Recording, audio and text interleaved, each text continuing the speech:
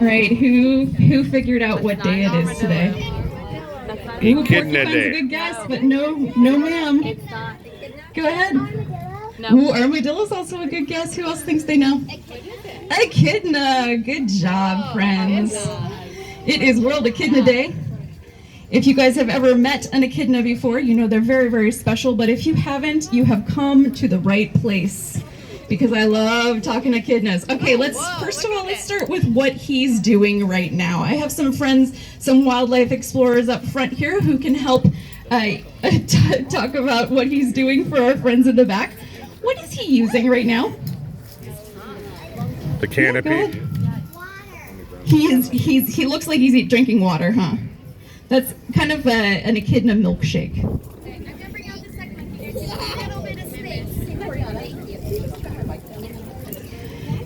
Yeah, so it looks like he's drinking water. What he's actually got there is an echidna milkshake. What is he using? What part of his body is he using to drink that milkshake?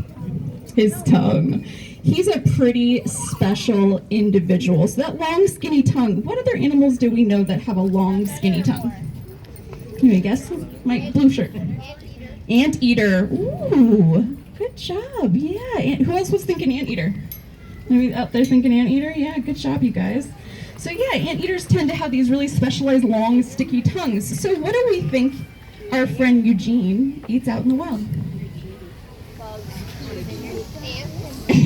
Good job. He is an insect eater.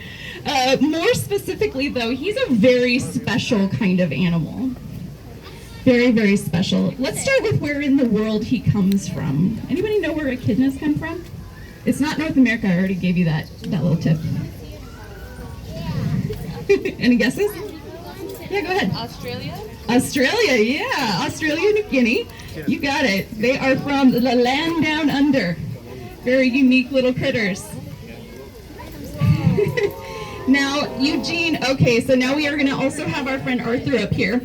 When you guys are up here, just don't reach in for me, okay? Because Arthur, we want to make sure he feels really comfortable, but that'll give you a little bit of a closer look at our friend Arthur. Now, Eugene and Arthur are very different individuals. We can talk about echidna facts all day long, but let me just take a little sidetrack here to talk about the differences between our two male echidnas here, Eugene and Arthur. Now, Eugene is in his prime. He's a little bit older. He's about 13, 14 years old, and Arthur is quite young. He's only about 3 years old. And the difference between them is very, very significant. Arthur's a very curious animal. You'll see him kind of scooting around in here. He loves to sploot in the sun. That's an official term, splooting. He loves to lay and soak up the sun. A big part of that is that this particular species, not only are they primarily nocturnal, that means that they're awake during the night, but they're also fossorial. Who knows what that word fossorial means? Where do fossils come from? Dinosaurs? Yeah, you guys are smart. Where in the world? Underground, right? Yeah, we find fossils underground. So fossorial animal is an animal that likes to live underground. So an animal that's nocturnal and lives underground is really going to find a little bit of sunbathing to be a very important thing, right? He's got to be able to soak up that heat and also those UV rays. So that's what he's doing right now. He's doing a little bit of soaking. Eugene is motivated by one thing in the world. Maybe two. And the first one is definitely what you're seeing him do right now. He loves to eat. So you'll see Stephanie kind of giving him little snacks to get him motivated to move around out here. And then he might just go to sleep. Honestly, he's really good at sleeping. Arthur, on the other hand, is a very curious individual. And he loves to come out and get good smells. He loves to experience new things. Loves to so you might see once he's done with his little sunbathing here, he might go into that nice bush that Toriana gave him there. You might dig around in there, see if there's anything interesting. He might eat his food, but he's not nearly as food motivated as our friend Eugene over here. He doesn't stop until he's eaten it all, and then he'll go to sleep. You'll see Stephanie with a cup of waxworms, which we can talk about in a minute. That's definitely his favorite snack. All right, so they're from Australia. Does anyone know anything about our friends echidnas here? I'm gonna put it back out to you guys. Have my friend in the blue shirt over here. You know anything about echidnas? They have spikes. They have spines, yeah. What do you think those are for? Anybody have any guesses? What's he got those spines for? Protection. Protection, yeah, good job, friend. So just like, I think my friend over here said porcupine, just like the porcupine has quills, an echidna has spines to help him be protected out there in the wild. And they are extremely good. Basically, out in the wild, and first of all, they're very, very strong. I'll get to your question in a minute, remember, okay? They're very, very strong. So they are really good at kind of suctioning down into the dirt. So that means that if a predator were going to come up to an echidna, the only thing they're ever going to get a contact with is those spines, right? So really, really good defense. What was your question? Okay, it's not really a question. If you tell me about your dog, we're done. Actually, never mind. You can talk to me afterwards. Stick around. So yes, so he's got those really amazing spines for protection. So echidnas here, though, they're very, very unique. Let's kind of go back to grade school. I'm going to look at my adults here. I'm looking at all you guys. Are you smarter than a fifth grader? Anybody think they're smarter than a fifth grader? I'm not. But when it comes to echidnas, I am. You are? Okay, tell me one thing that makes a mammal. You were smarter than a fifth grader. What's one thing that makes a mammal? Go ahead. They give live birth. Give live birth. That's number one. You already know all the answers. I'm not coming to you. Anybody over here? Go ahead. Milk. Oh, they provide food for their young, right? Milk. Warm-blooded. Warm-blooded. Very nice. Anything else?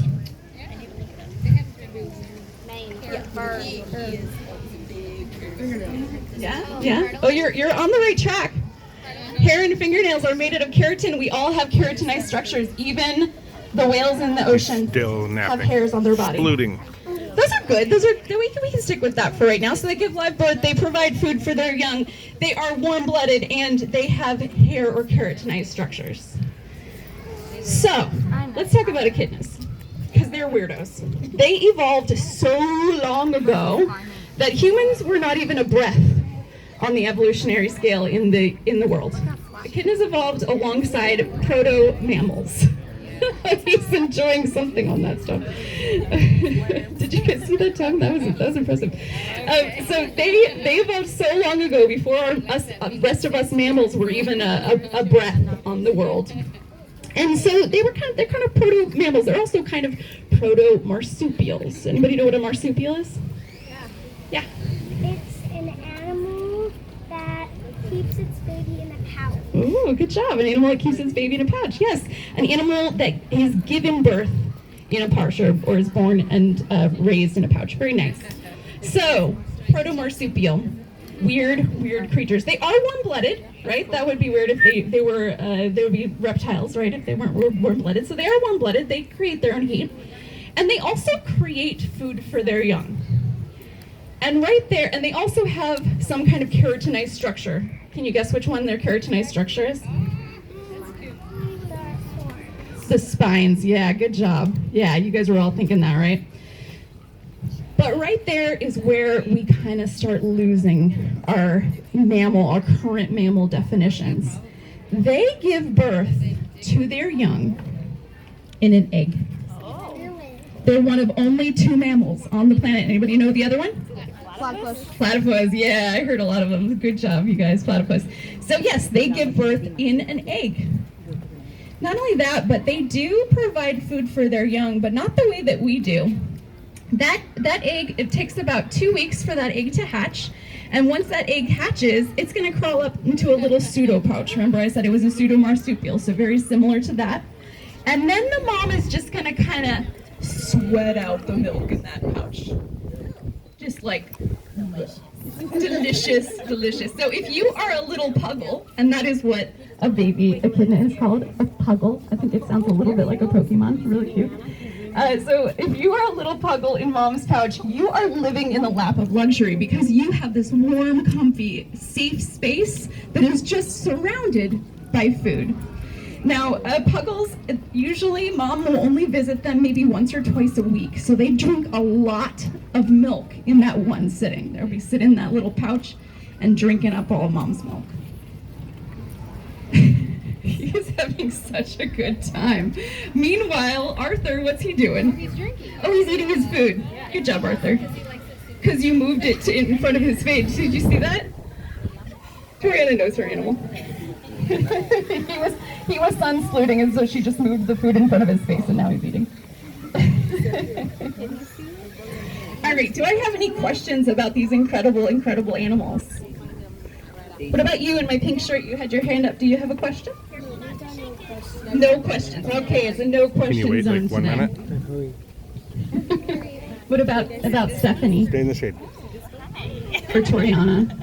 They're pretty individuals.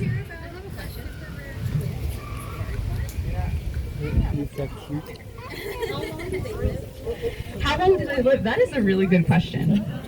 Because they're also a little bit weird. Okay, so if we looked at an animal this size, how long would you think it would live? Like a cat. It's kind of the same size as a cat. How long do cats live? 12. 15, 20 years? Yeah, you're right on there. Most mammals around this size, they're going to live maybe 10, maybe 20 years. That's usually what our life expectancy is. This particular species can live up into their 50s and even 60s. Why? This is the question, right? We're trying to understand.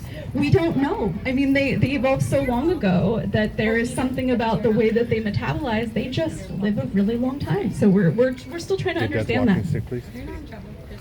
Pretty We'll go unique. see Arthur. Thank You you. guys seeing this guy up here? Did he eat all of his food yet? No, he's very slow. Eugene takes no time at all. But Arthur will take a little while. So this species, especially my friends that are up here looking at Arthur, might have gotten to see his little weird back feet. This species, I said, where do they live? They live up in the trees? No. Where do they? Underground. Does anybody remember the name for that? It's like where fossils are. Fossorial. Fossorial is the name for an animal that lives underground. So yeah, they live underground. So that means they're really good at digging, right? Guys are experts at digging. If they're so good at it, it's almost like they All can right, just we need to head out. swim My through son the needs to dirt. use the It's really restroom, cool so to we'll watch. come back. Yeah. San Diego Zoo, Oh, Basecamp. yes, so they have Echidna these really Day. unique Bye, guys. back feet.